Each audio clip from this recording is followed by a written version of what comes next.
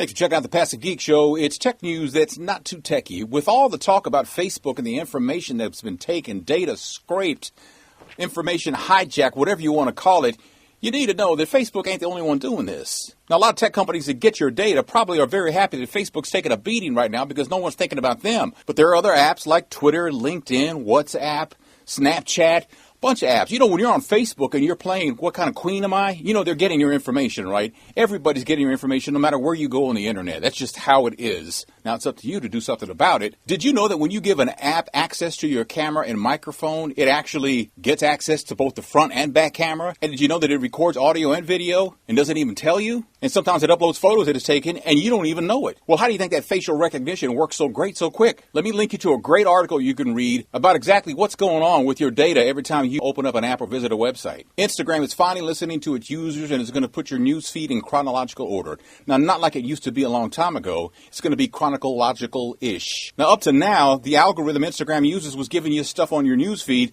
that it thought you were interested in. Now it'll pop up chronologically the way it was supposed to be. Thank you so much, Instagram. I was wondering why I'd get like someone's post like 9 days later. So it turns out in the U.S., the police used dead people's fingerprints to open up their phones.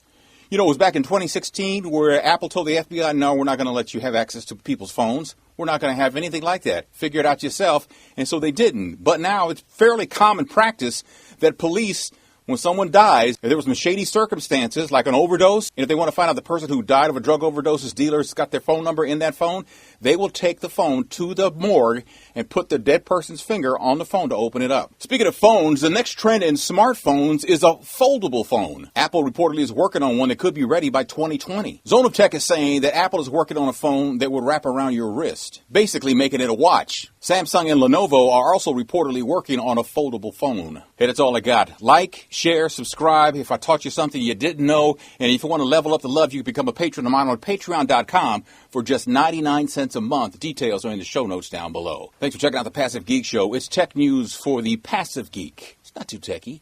I'm Tony Scott.